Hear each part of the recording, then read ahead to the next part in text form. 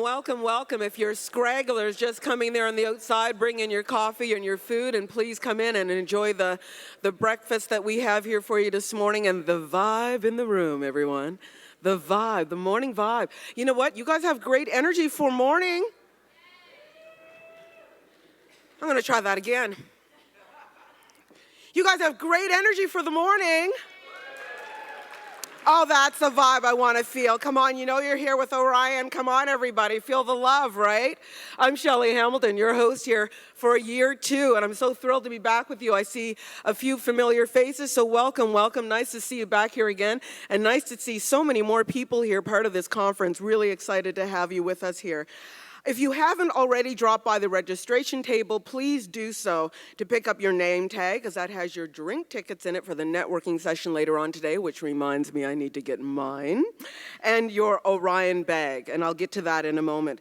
But before we start, let's give thanks to our sponsors: Bell, Canary, Sengen, Sierra, Colleges Ontario, Contact North, COU, eCampus, Foxwise, IBM, Juniper, and Resolve. Now, in your Orion goodie bag, it includes the agenda for today, surveys to let us know how we did, and they're very, very important to us. It's your chance to tell us how we're doing and how we can improve this conference every year. Once you're done, drop them in a box near the registration, and we'll draw one winner during the networking reception at the end of the day. And there's fabulous prizes and merchandise, everyone. For that, there is an iPad available to be won. There's also a floor plan included to the second and third floor so you don't get lost. We also have lovely staff members. I know you've met some of them and seen some of them this morning, and there's volunteers to assist you. So if you have any problem finding out where you are, just find one of those staff members and they'll get you to where you need to go. We will also be playing music this year right before each session to give you a little signal, that little mental cue, that it's time to go to the session on time. But last but not least, there is a gift for the attendees: wireless Bluetooth headphones. Loving that, right? Fabulous prizes and merchandise. You gotta love that. Yay! Yay! There's that morning energy that keeps me going. I love that. I love that, everyone. Now, a few quick housekeeping notes for you. Washrooms are located just outside the ballroom to your right. Now, the Wi-Fi access information is in your bag, but just a quick note, it's also on your floor plan in the bag, and I'm going to repeat it here for you just to make sure you have it correctly. The network that you're looking for is U of T. The username is QQ, the number 199010, and the password is DIE, COOTH 5 and capital letter T, or as I like to say, DIECOOTH 5T. So if you have a problem remembering it, just go a little Shakespearean and go DIECOOTH 5T, and you'll remember it quite easily. See, you've already made it easier for you. We invite you to stay connected. We really had a lot of fun with this last year, and we hope that you stay connected with us this year. Participate with us on Twitter and with our event hashtag, which is hashtag ThinkOpen2017. Hashtag ThinkOpen2017. And again, there's fabulous prizes. It is a beautiful Bluetooth speaker for that one. Oh, ThinkOpen17. Oh, no hashtag? Okay. Oh, okay. 17. Oh, you didn't change that in my notes. Let me correct that for you. Think open 17. There we go. Right? I got it right. Okay, and I wanted to remind you, please go to the Bell Networking Lounge during your breaks, during lunch, during reception. There's all-day coffee there in the Armory Suite. There's a charging station for any of your electronic devices, which is great. And there are prizes to be won during the day at the Bell Lounge. So there's 4 prizes to be won, so you never know when you pop in, you could win a prize there too. This year, we are webcasting our conference, everything from the ballroom plus the tech stream, courtesy of Resolve. So thank you, Resolve. And before we get started, please be mindful of cell phone volume during the panels and the workshops, just to be respectful of that while everything is going on. Now that all of that has been taken care of, let's dive in, shall we? Let's get started. Okay, this is where I need your energy again. There we go. There's that energy I want. All right, we're going to introduce now our opening panel. Stephen Abram, Executive Director, Federation of Ontario Public Libraries. Lisa Grothier, CIO of St. Lawrence College. Luke Roy, CIO, Laurentian University. Peter Singh, CIO, Toronto District School Board.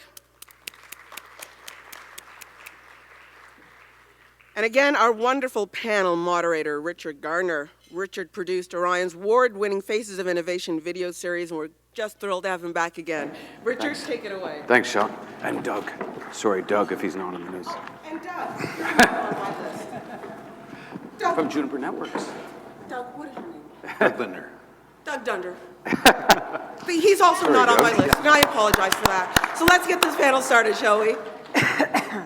Thank you, Shelley, and welcome to everyone here at Think 2017. Always exciting to be part of Think. A lot of familiar faces that were here either last year or have been here over the course of Orion's 15-year history. As most of you know, though, this year is a little different.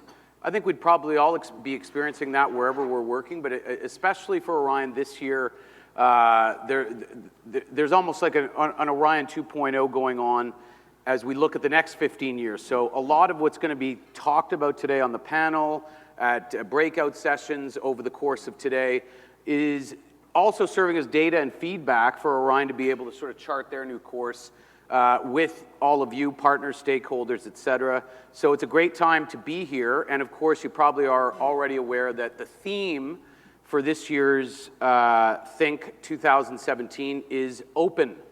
And I think I can safely assume that most people in this room sort of know what that is in the context of the digital community in Ontario.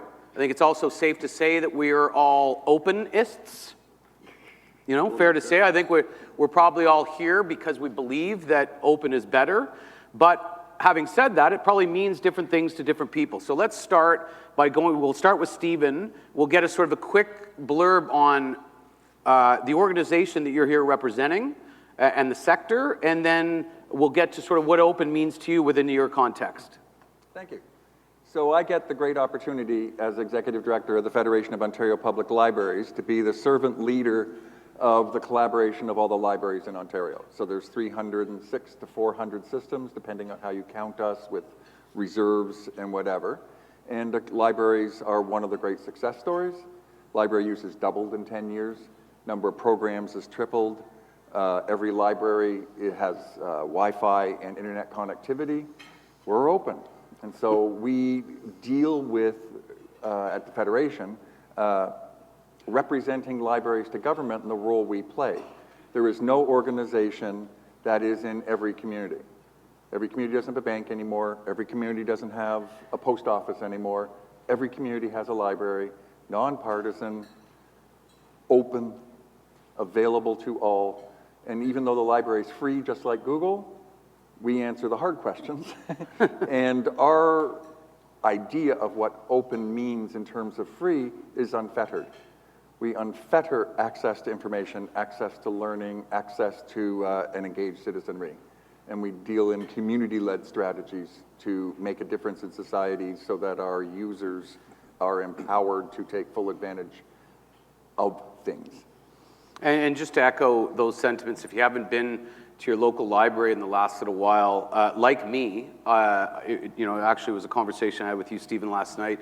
And I probably, like a lot of people, the library, I remember the library back in the day, books, it's a completely new world. It's a huge success story, as you were talking about, and an integral part of the community. The numbers that you'll talk about a little later are really impressive, and one of the true success stories in terms of how to bring everything together under a sort of a digital roof and be open to as many people as possible. So great on that. And now Lisa. Yeah, thanks. So I'm Lisa Grothier. I'm the CIO at St. Lawrence College. I'm here representing the 24 publicly funded Ontario colleges here in the province of Ontario.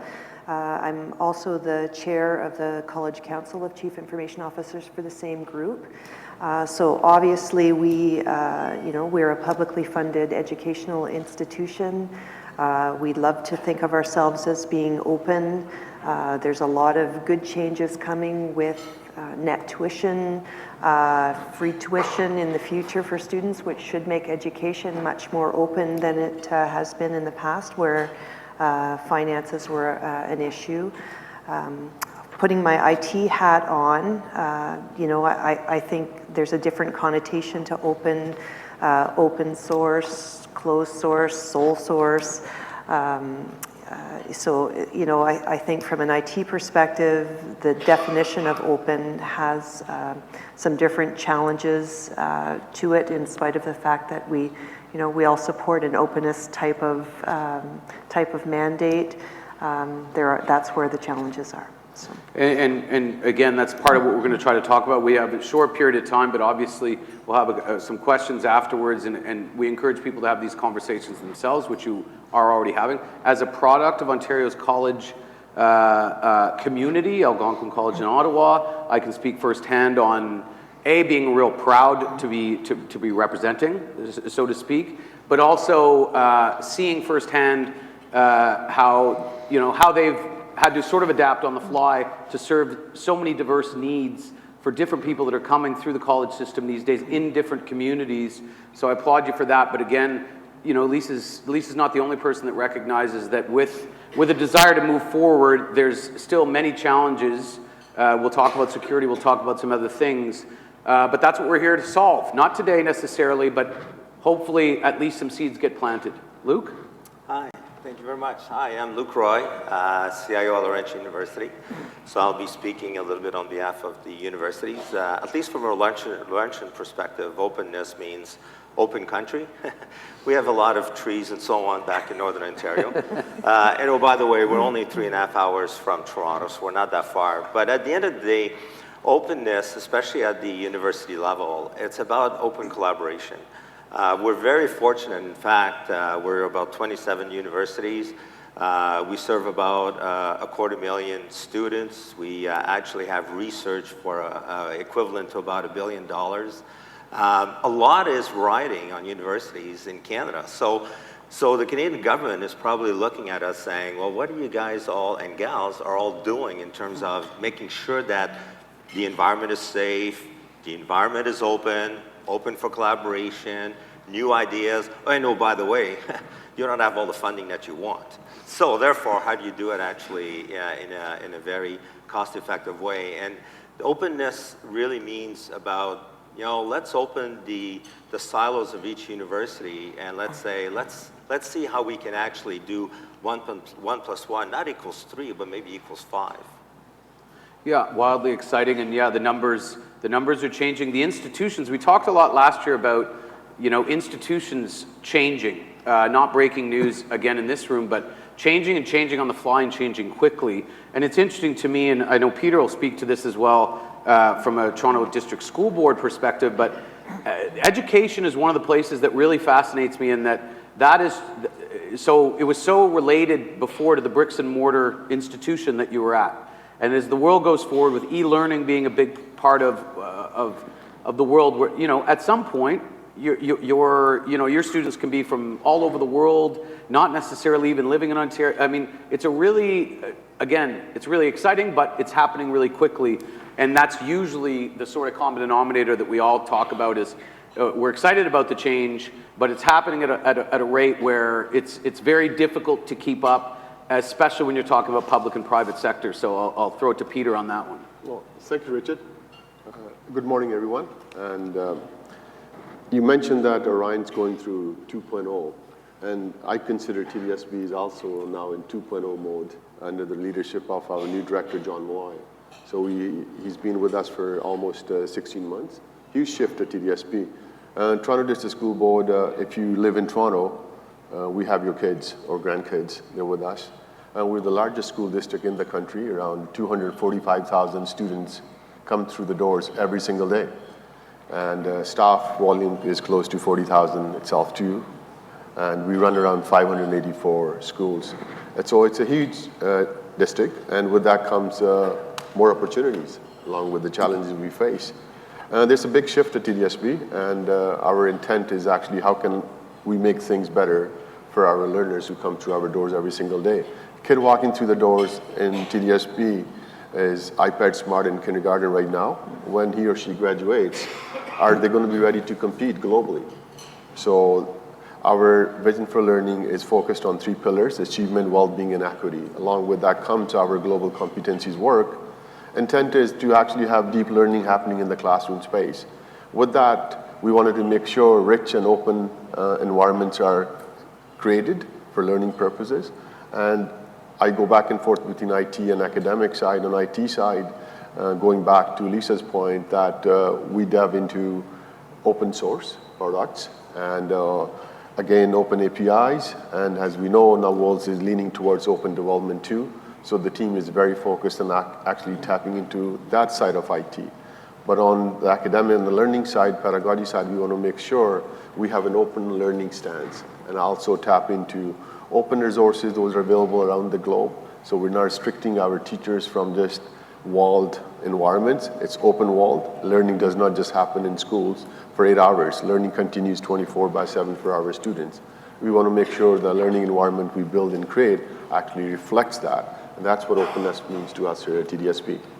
And that's why this type of sort of coming together is so important, because you know, we're all experiencing this as well. Well, imagine if you're in governance today, whether it be at the municipal level, the provincial level, or the federal level. I mean, you barely have time to focus on your agenda that day.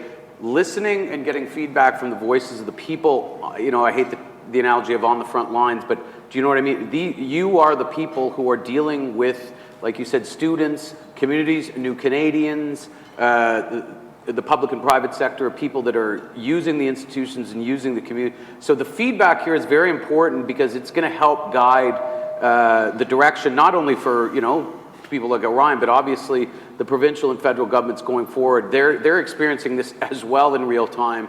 And that's why it's really key that you know, we sort of come together and do what we can to, I think, be able to, you know, put at least an action item list together on what we feel are the most important things to focus on, because again, you are the people who are experiencing it every day. And on that, I'll throw it over to Doug. Thanks, Richard. My name is Doug Linder. I'm the Director of Systems Engineering for Juniper Networks. In a sense, we're the people that actually build the road in which many of the services and capabilities are delivered. In fact, I'll continue that paradigm because I want to draw a little bit of a picture, if I might. In a sense, imagine yourself in a car driving down a highway that not only is aware of your interests and needs, but aware of the things that are going on around you. Imagine that highway growing in the number of lanes, the speed in which you can operate your vehicle, as well as perhaps the service centers being dynamically provisioned as you progress down the highway and need a rest or need food and need break. In many cases, that's really what the industry is, how the industry is transforming, and that's some of the initiatives that we're, in a sense, working on at Juniper Networks. We're intending to build more agile, dynamic network facilities to facilitate the kinds of innovation that is occurring in the industry, in the market, in our own society. And we're doing that through various open initiatives as well, through an open source initiative called Open Contrail, where we're doing dynamic service provisioning solutions in a very dynamic way, and that's available to the community at large for innovative contributions, as well as Open Clos, which is more of a utilitarian solution, but it helps build network fabrics in a very open way as well. So I'm excited to be here. I'm looking forward to the dialogue today. Great, thanks, Doug. For those keeping score at home, probably we're somewhere around 25, 30 times we've referenced the term open. So probably by the end of the panel, you'll be close to 100, but I'm sure you're also familiar with the term innovation. Tell me if you haven't heard this term before. So obviously, we're all probably hearing and talking about innovation on a regular basis. And for a good reason. That's the future of not only the economy, but it's the future, period. But as we talk about open networks, obviously there's some sort of synonyms to collaboration and how important that is to be able to work together, whether it be at the research level at academic institutions, or like you said, in a more open source environment, e-learning, whatever it might be. But at the same time, as you know, Doug, is just when everybody gets excited about openness, then of course we start pumping the brakes because the elephant in the room is security. How can you be as open as you want to be and as secure as you need to be? And I'll give that to you, Doug, to start. Thank you.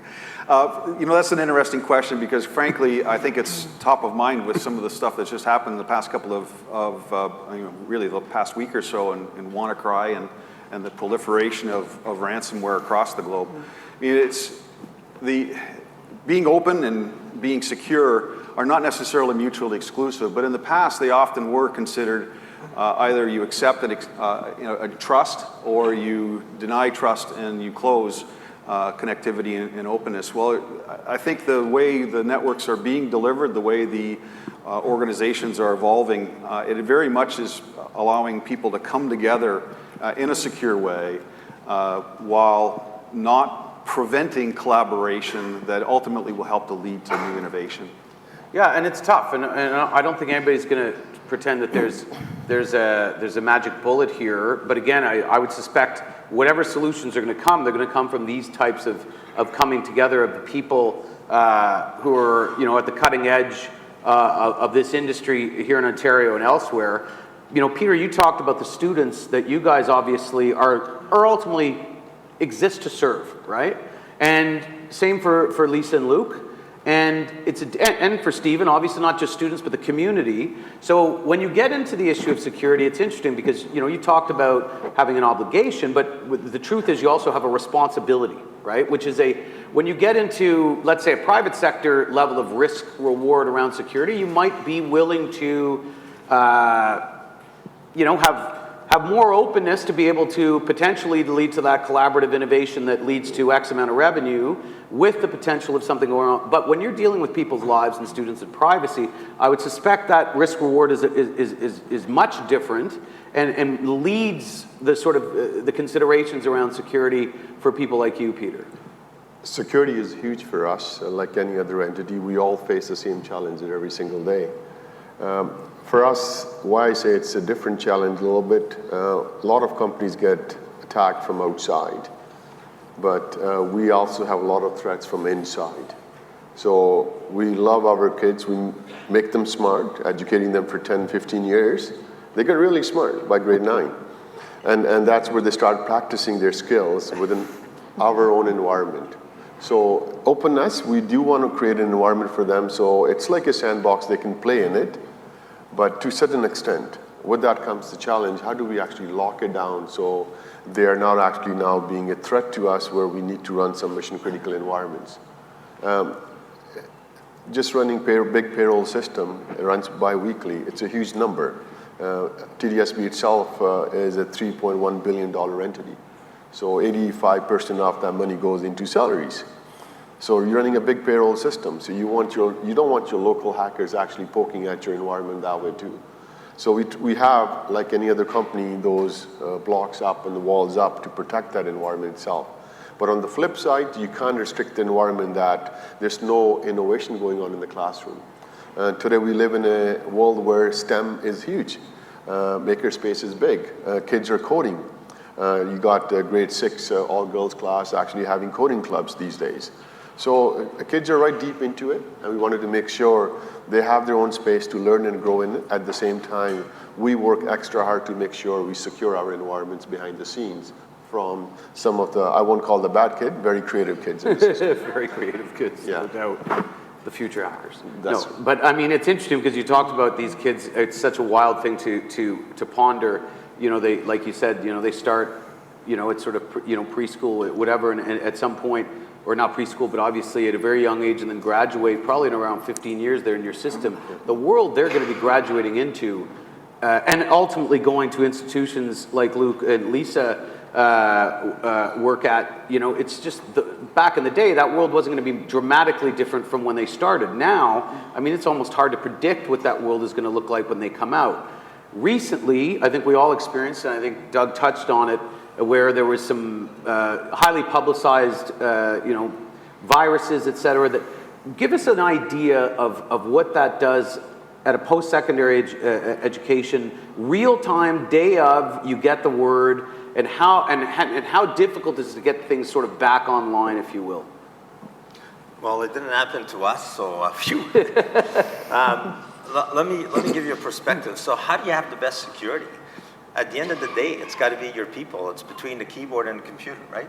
So how do you actually get that going? And the only way to get going is it's a cultural shift, for lack of a better saying. So where am I going with this? Imagine if all universities, which we are, we're all collaborating together, figuring out how do we provide mandatory training on cybersecurity so people know.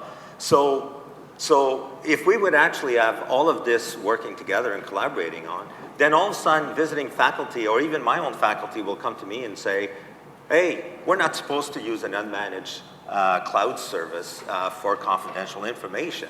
If they're telling me that and I don't need to remind them, then we've done something really well. And that's what's happening. And I think I can only speak at universities, but I think we're also collaborating a lot with the colleges, with Lisa, in that let's have that groundswell of knowledge. So it's not only for our kids, for faculty and admin. And I think that's probably why we got lucky a little bit that the impact was not as great at the higher ed sector, only because we've already started that cultural shift. So now the security is coming from our own people and not just us. So I'm curious, before we just move on, because I want to ask Doug this, that's interesting that you talk about that, Luke. What would you say from your sort of position of expertise here with networks is the breakdown at a percentage level of how often is it somebody who just opened up a file that they shouldn't have opened up versus things that are really, really deep and behind the scenes? That's a fantastic question, because honestly, I think if in some of the statistics that we've collected over the last little while, it's like 0.03% of all things that are transmitted are considered malware. So really? So it's actually a fairly small number. Now, on the other hand, there's a vast amount of information that's transferring across the network. So 0.03% may not seem like a lot, but it's in terms of opportunity to experience it, it's actually quite high. From that point of view, though, most of the problems in security, or most of the challenges and threats come from within. And I think that speaks to the point very, very directly, meaning that often we are the makers of our own illness in this case. We have to be cognizant of the fact that there are challenges. People are trying to coerce information, trying to access private information. And then we have to be servants or protectors of that, I guess, in a sense, and be aware and be vigilant. So for the most part, if we can stop those through both education as well as having an infrastructure, and I don't mean to focus specifically on the infrastructure, but the traditional security cannot be a reactive condition. It has to be a proactive condition, and I think that's the way the industry is migrating today. What's been your experience, Lisa, at the college level in terms of what have you diagnosed? Is it an internal issue that is things that you guys focus on? What has been your experience in terms of the dilemma between being as open and collaborative as you want and also the security issues? Yeah, I think the threats come from both ways. When WannaCry hit us last week, well, it didn't make it through. IT teams come to the table. They put in all the efforts they have to protect us. We also spent some time with our firewall vendors to understand that they too have an open and collaborative relationship with each other, because as these things spin out, and migrate to other forms of the same virus, they benefit from that openness with each other, so that they can collectively protect us. So it's I think to Luke's point, the awareness campaigns that we're all running, the collaborative and communication relationships that we've developed help us all to be protected than working solo. And Stephen, because a bit of a different animal for you guys in that, of course, not only the very nature of the library community is open, right? And the sort of the DNA that you've created there is about openness. So obviously you want to provide that experience and as much access to the world, if you will, when people are using your services, but at the same time, because you're so interconnected, that can be, I'm guessing, you know, a real problem for you guys as well. It's a real challenge for us because we are open, and the only truly safe system is one that's not open. So there's a dynamic tension there.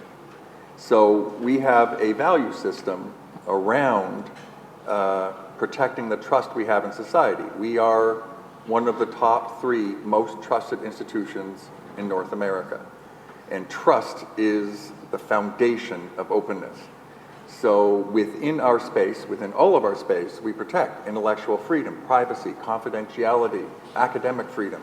There's a risk that is far worse than the virus to overprotect the system so that learning, innovation, and engagement can't happen. So within libraries, we try and balance both in order to ensure that we're unfettering access. Like I can look across the room here and say, Toronto Public Library's table there will publish your book for you and help you post it through an open thing. We don't know what the content of that book is, but it's important to us to get intellectual property out there and train people on how to get their ideas out. Or Pickering Public Library is part of the smart city movement. You can't have a smart city without making connections between disparate bodies. So we need to be there to take our values and say, within a narrow context, like not you guys, but a very narrow IT context, we can overprotect things and damage the long-term health of our society. And we have to have that piece in the conversation to ensure that we're balancing rights of people to read, rights of people to innovate, and rights of people to share, which is core to my sector's value system. And so when you overprotect it, things aren't good. So when we're sitting there saying we got to do anti-poverty strategy, 25% of Ontarians do not have access to the internet at home or work. It's the library where you get it. People say, oh, you can go to Starbucks. Yeah, try and print something at Starbucks. So we are the steam in the kettle for people who actually don't have the skills entirely to filter whether they're doing the right thing or innovating right. But we got to bring them up that path.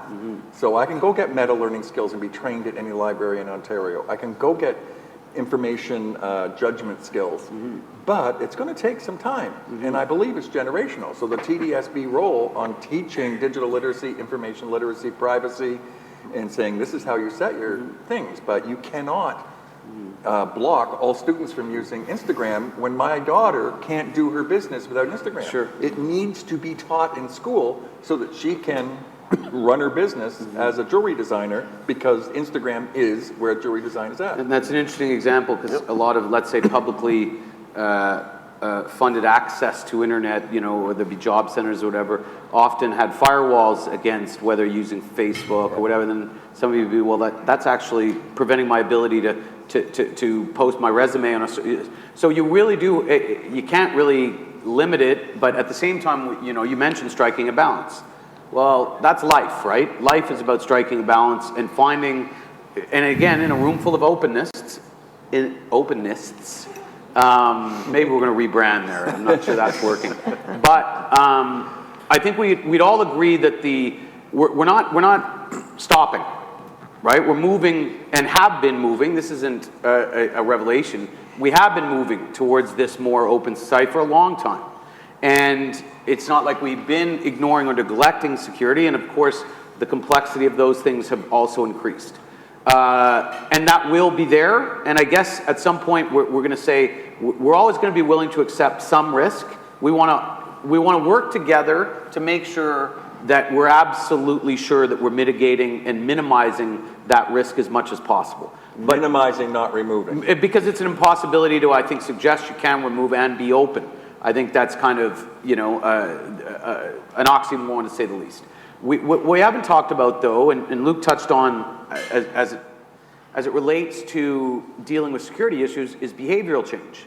Often when we have these conversations, we do talk about networks, we do talk about IT, we talk about all the things digital that are bringing everything together, et cetera. But the truth of the matter is, openness, collaboration, leading to innovation, all sounds beautiful. But whether it be at a research level, at a college or university, or in the private sector, we know, you mentioned IP earlier, Stephen. Well, we can't pretend that people are all willing to share information that for them translates to revenue for their business or intellectual property for their institution. That's not a small problem, because we're talking about something that requires more than just the networks to facilitate the openness. We require maybe a shift in behavior that obviously the governments are going to have to take the lead from the people out there, again, on the front lines. How do we deal with that, Luke, from your perspective? Well, I'll sound like Uncle Sam. Don't ask what your government can do for you, but what you can do for you. And the reason why I say this is because I agree that the government should be an enabler, but relying on the government to do something, they really don't get exactly what all of us are doing. So I truly believe that what we got to do is we got to start the discussion. And I think, talk about a hard topic to talk about today, of openness. Oh, well, we are open, we're listening. But we got to do so much more than that. And that's what we got to start. And if you can give me a minute, I'll give you an example of never what I would have thought this example of openness would be. So a bunch of universities said, we're not even rich enough to be like a U of T and so on to have our own chief information security officer. So what do? Hey, maybe we can create a role that we can actually share. So like a big brother, big sister looking over our shoulder. Oh, by the way, colleges are probably having the same issue, so let's talk to Lisa. Next thing you know, we have Farouk now, actually, recently hired, who's a shared CISO as a pilot. Think about, would we have thought of this maybe 10 years ago? I mean, to me, and we're just starting. We're just starting. So if you see how you get me going now, I'm a little bit emotional about this. But I truly believe it's the strength is on the collective. How can we fight all these bad guys if we're all fighting them individually? There's no way we can. We got to rely on our partners. We got to rely on our community members and go beyond. And you're probably thinking, well, we're open. We're going to start within our own university. No, talk to other universities. Start with that and then keep on going from there. That's, in strength in numbers. I mean, we've talked about that. We talked about that last night as well. And and I think that's a great real world example what you talked about, because that speaks to the types of different perspectives and thinking that happen because the seeds have been planted. Like you said, 10 years ago, nobody's considering, let's share, this particular role. So from that perspective, as we sort of look beyond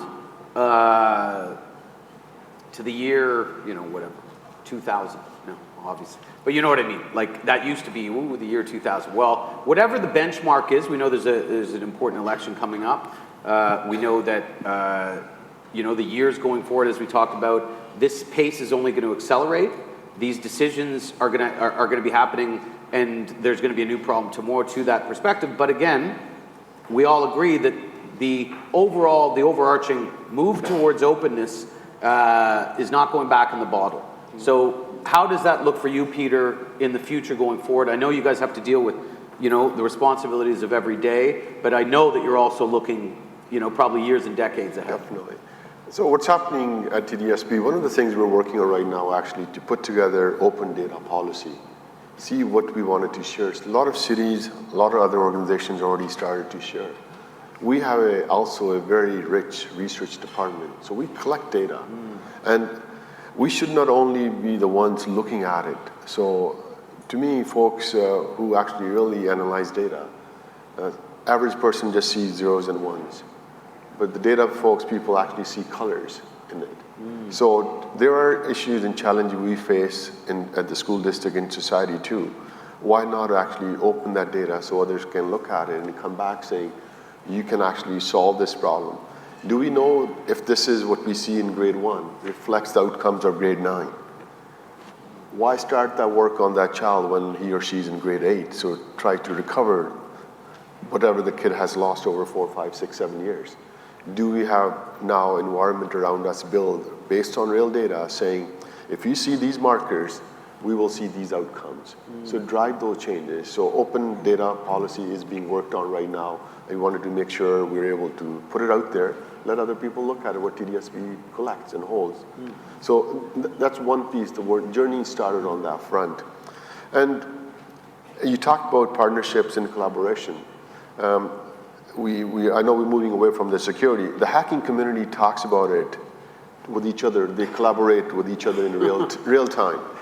We talk about security in days like this. So it has to turn around. So I think the key part is not individual, not one department, one person. It's collaboration between the right partners, the culture, the technology. It's a mix of it. And we believe the biggest threat just comes from the bad guys. Some of the good guys are also doing damage on the environment. So we need to keep an eye on that itself too. So going back to the openness itself, that for TDSB, that open data will be a key big step for us to take and open it up. On the classroom side, we already took some initiative because to talk about openness, having an open stance, doesn't mean it's happening real time in the classroom.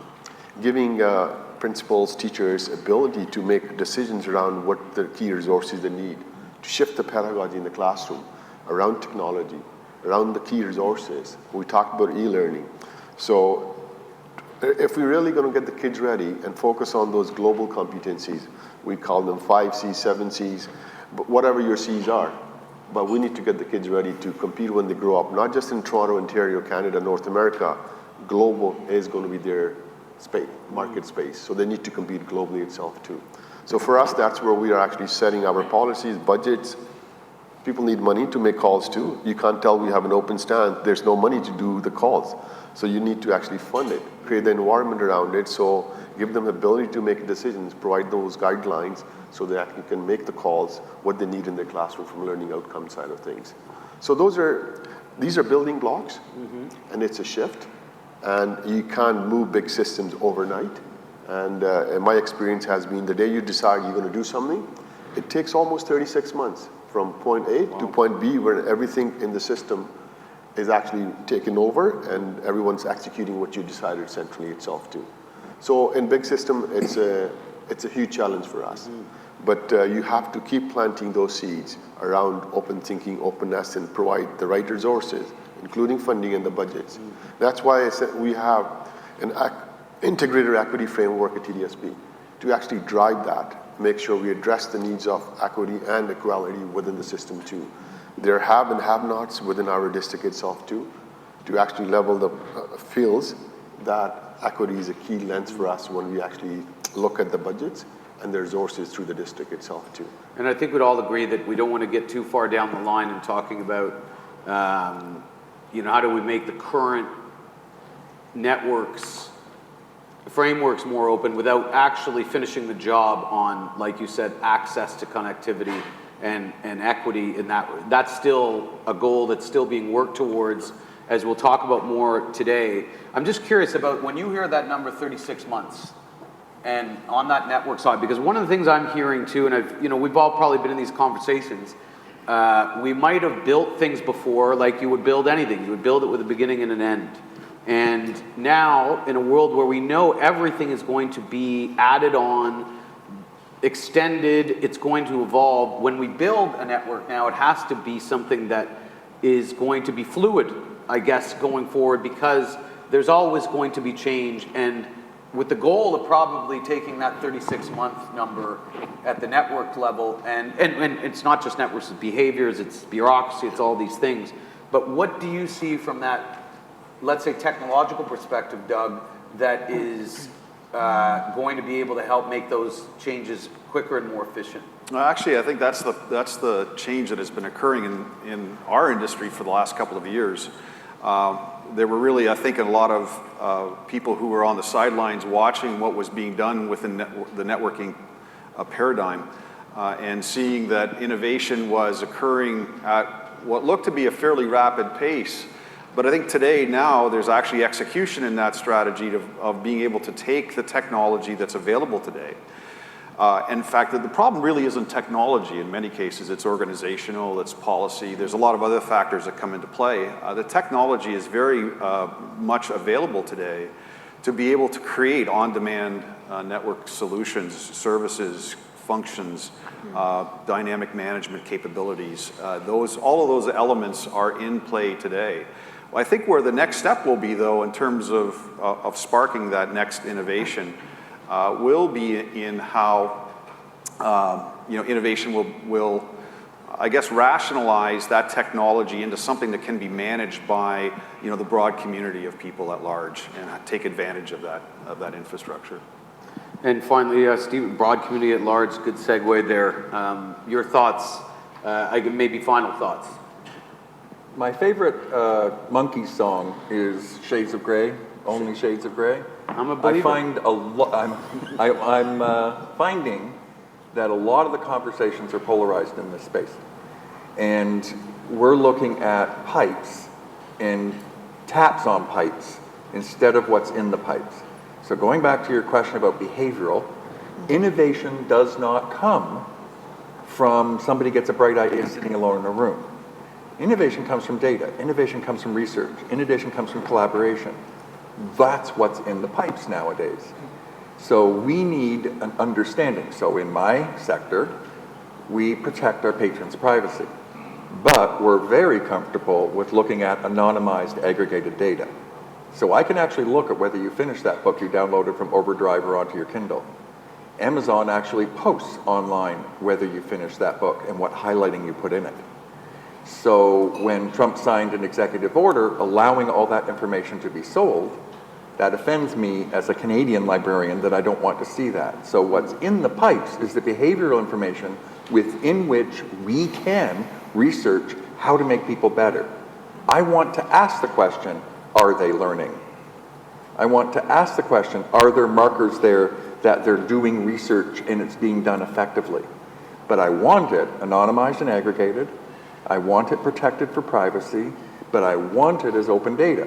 Our sector was, after baby names, Ontario Public Library was made open data. And we've been able to use that on an aggregated way to improve the quality of libraries and build greater understanding. Right now, we've gotten a few $1 million from the provincial government to study social return on investment, qualitative and quantitative analysis. We're publishing a book this week on it that I contributed to and a number of librarians, that what's in the pipes and how do we study it so that we meet our social mandate around social cohesion, innovation, research and learning, and the impact and outcomes that we want to see in society. So how do we look at what's in the pipe? Then how do we protect the individual's right to be an individual and choose what they're going to do? I don't want, as a librarian, to say, I'm going to tell you, you can't do that, because I shouldn't be telling another adult what they can do. But I do want a framework where people can make informed choices. The root word of information is to inform. Informing requires learning. That's our mandate right across this panel. Where, like in the long term, we're not running technical systems and software and hardware and pipes. We're running learning and research institutions. And we're doing community impact studies. And so when you have libraries across the province and all of us partner with the local school boards and the colleges nearby, and we do e-learning and lift people up. And that's the big value system here. That's the value of open. And when we're talking open, to me, the biggest open is open-mindedness. And we got to be open-minded enough to collaborate as across sectors to get this right. That's a perfect segue right there, Richard, to talk about being open. Yes. I'd love to be able to open the floor up to be able to yes. have more questions and answers about this, because this is a very exciting panel. For anyone that wants to ask any questions, the microphones will be available to you. The lovely representatives here, so if you want to ask a question, please do so. Just raise your hand and we can bring the microphone to you.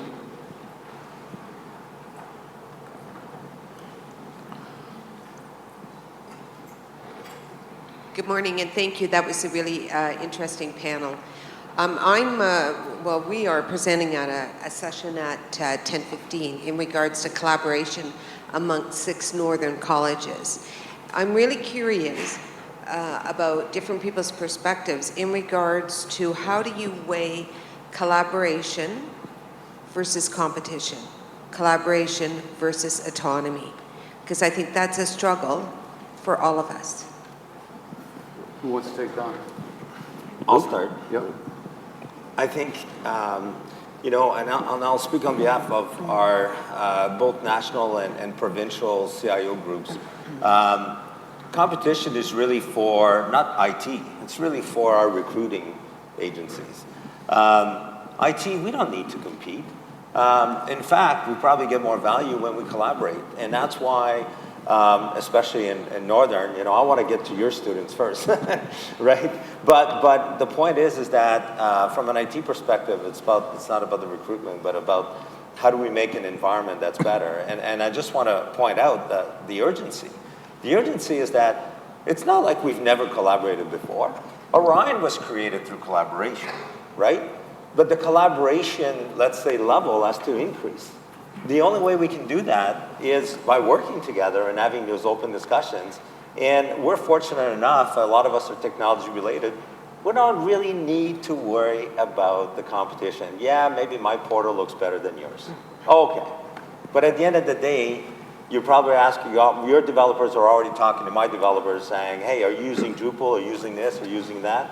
Let's continue that collaboration because it is the best for all of our institutions. Doug? I have a bit different perspective on it. Innovation occurs from some motivating factor. Innovation, change, whatever you want to call it, doesn't occur without something being motivated, whether I have a need for something or whether you see a greater interest involved. Competition creates motivation. So while it can be, it can seem like it's counter to collaboration, I don't want to consider it counter to collaboration. I really think that everyone has a motivating source, and if you can get a community together in some way, and they're all motivated to move in a general direction, then you'll have success in that way. Competitively, though, you might actually find that there are alternate views, and part of collaboration is really understanding that there are alternate views. I've never known anyone to agree with everybody, in a sense. So having those environments creates a very dynamic, I think, innovative, collaborative environment, and competition's, I think, a healthy thing in that sense. I was just going to say, competition is evidence of dysfunction, and we're in the business of ideas and making ideas better. Ideas get better when you beat them up. So the correct word for the sectors represented on this panel is co-opetition, where we cooperate to a certain level, but we beat up the ideas very well. And I think that's how you see the competition as diagnosis, and then you sit there and say, well, how do we cooperate and beat up the ideas so that we make them better and share our experiences so that they're collaborative? So we might rebrand openness, which wasn't really testing well earlier, to Co-opetition. co-opetitions. Well, okay, that's still a mouthful. But I think that's part of this type of exercise too, is realizing that dualistic thinking is also something that should be more and more in the rearview mirror. That there isn't black and white solutions to any of these problems, and it's interesting that, you know, is it cooperation or collaboration or competition? And the answer is it's both. And I have a feeling a lot of those similar answers are going to be hybrids of concepts that we might have believed before were mutually exclusive. Peter? I think we should be aware that there's always some, I'll just use the word low-hanging fruits on all fronts. Look at the banks. They don't all have check clearing centers. All checks go to one. All 6, 7 banks in Toronto, it's one company running the show behind the scenes. They still compete. So I think school districts, there's 72 in Ontario. Do we need 72 CIOs? Do we need 72 data centers? I look at the practical side of things too. In today's world of cloud computing and everything else, we should look at these underlying frameworks and plumbing. Where can we consolidate? Where the partnerships are going to be really effective? So I think those are the opportunities for us to really consolidate. And there will be other areas where we really want to innovate, and we will like to protect our IP and you will go out and get the clientele you need from around the world. So there's some spaces we should do it, some spaces we should not, because you want some innovation happening that comes through competition. So it's a healthy competition. So I think that's how I differentiate in my mind, look at underlying services we all have in common. That's an excellent example, the banking example. And Shelley, I'm sorry I'm going to have to interrupt you, Richard, Yeah. but we're going to have to actually close the panel because this has been so engaging and so exciting, and I know a lot more people have a lot more questions, and please make sure that you take the time to engage with our amazing panel that have been here this morning. Can we get another round of applause, please, for our panel as they leave the stage? Stephen Abraham, Executive Director, Federation of Ontario Public Libraries. Lisa Grothier, CIO, St. Lawrence College. Luke Roy, CIO, Laurentian University. Peter Singh, CIO, Toronto District School Board. And Doug Linder, Director of Systems Engineering, Juniper Networks. Thank you very much, ladies and gentlemen, as you leave the panel. I would also now like to invite Alfonso. Alfonso's Thank you, going to be Fano, joining me on please. stage. Sorry if that wasn't Alfonso clear.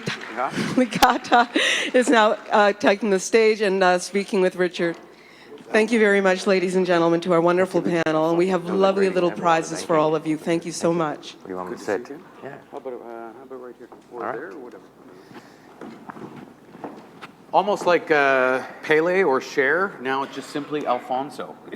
Known by the one name, I mean, obviously, you know, most people here, but this sort of is a bit of also a, you know, a coming out party as well for, like we were talking about. I know 2.0 is a little overused for, you know, that type of analogy, but where we're at in terms of Orion and your tenure here really starting to be exciting because you've been able to sort of listen, go out, meet people, understand sort of what the stakeholders in your community was all about.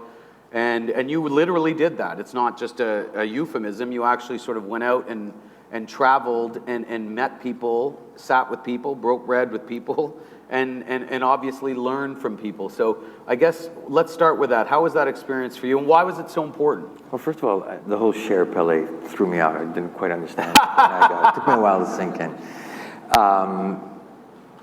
Now I forgot the question. Oh, just like, so the going out and sort of meeting the community, is because obviously for those that don't know, Alfonso's been CEO of Orion for a little over a year, or almost. This is my first think as CEO. Yeah, so, but the cool thing about that is it's, you know, as about as an exciting time in the history and evolution of Orion as there's been, and for that process, you made it a point to go out and actually want to, you know, sort of meet the partners, talk to the partners, and as you talked about yesterday, really listen to the partners.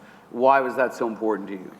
I think it's important to listen to understand versus listening to reply. And I think that Orion is at an interesting intersection, and we had a really good opportunity I had a really good opportunity to get out there and to meet a number of you one-on-one, and some of you breaking bread and so on. You know, we're at an interesting time in our history in Orion, in this province. It looks like there's an election coming up. There's going to be some change, perhaps.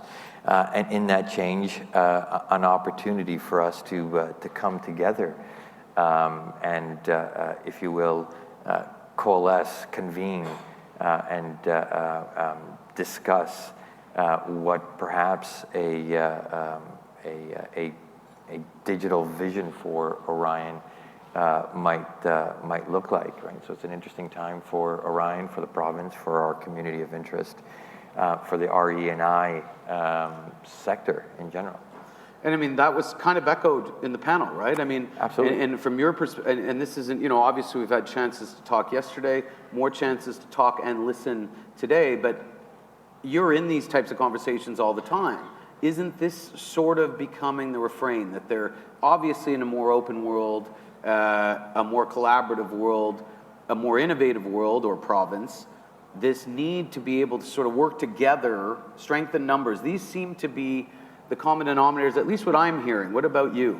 Absolutely. I think what you heard in the opening panel, and what you'll hear throughout the day, is that there is a willingness, a desire to collaborate, to be open within the institutions, within the community.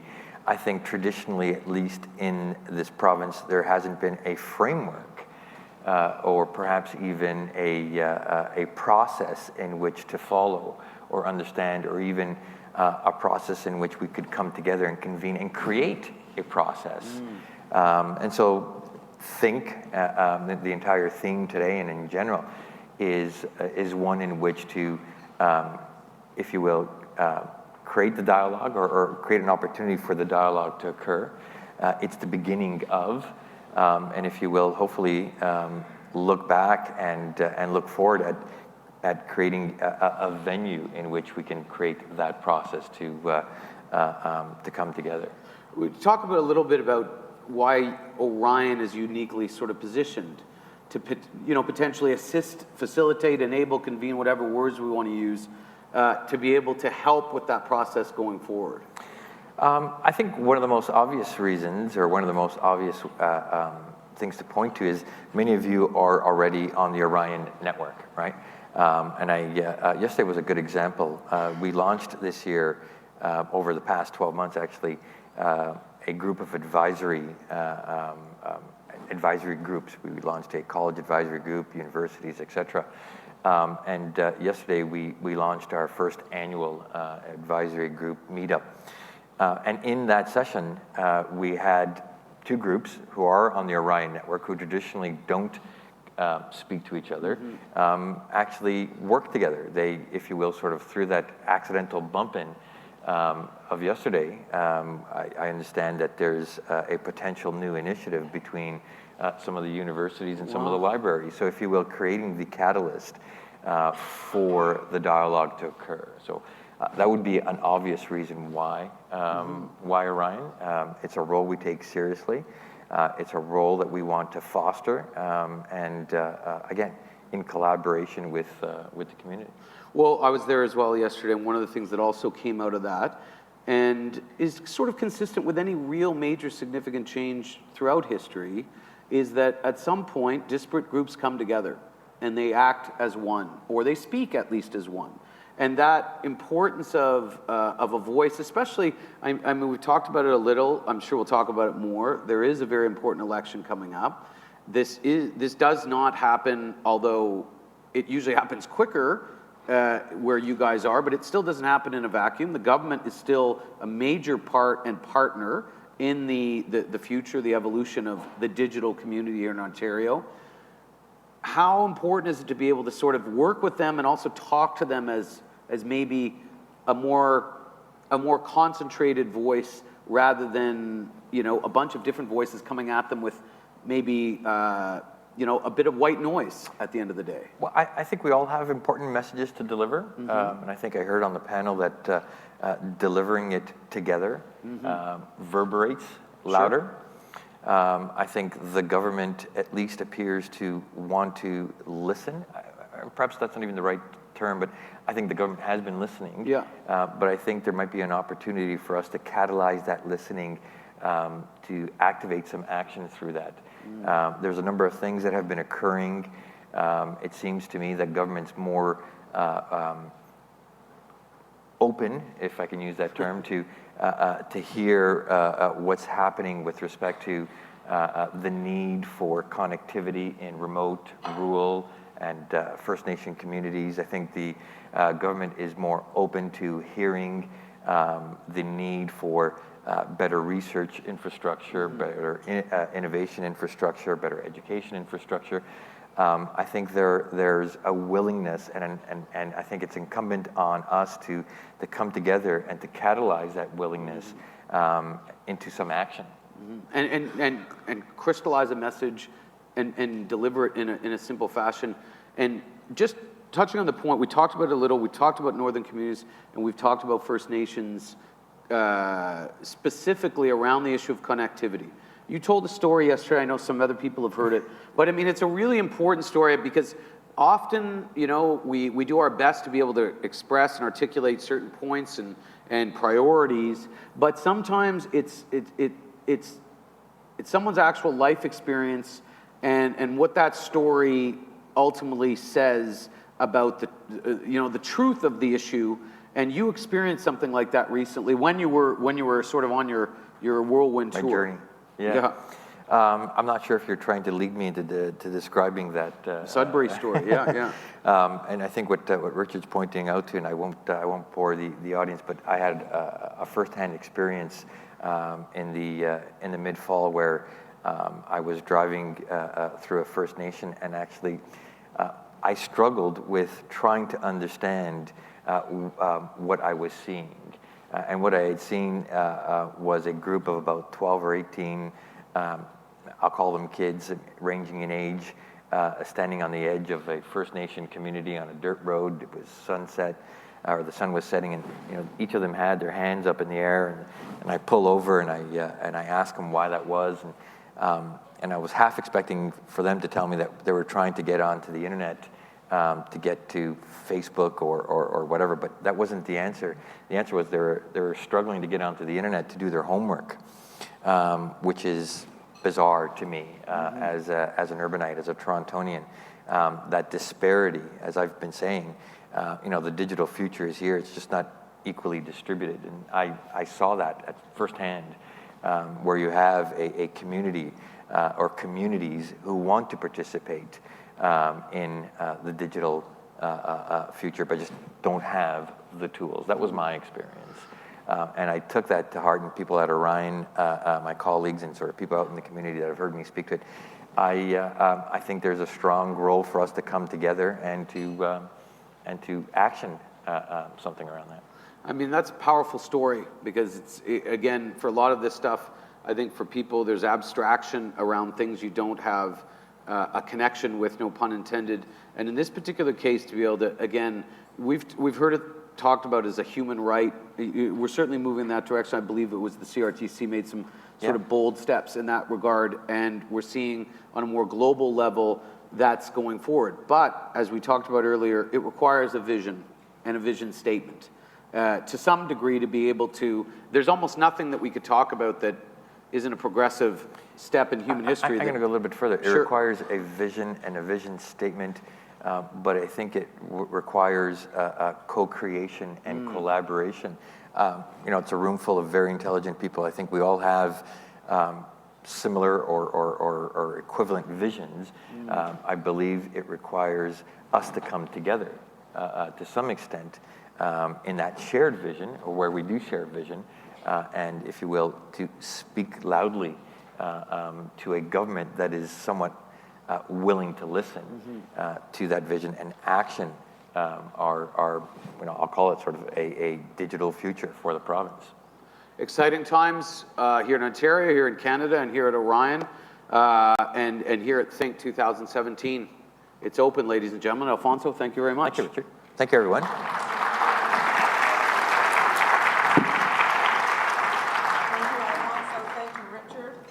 One of my microphones will be working here shortly. Yes, they will. Thank you, Alfonso, and thank you, Richard. What a great way to start our morning. And we are now going to give ourselves a moment to just go, Great stuff. And I can hear that from you. I hear everyone going a little, So let's give you all a little, Take a breath with me, won't you? Doesn't that feel better? Take that breath and take that break. Please, we'll be taking a few moments here before we go into our next workshops. And while you are out there, you can go to the Bell Lounge for a drink and a phone charge. Remember our hashtag ThinkOpen17.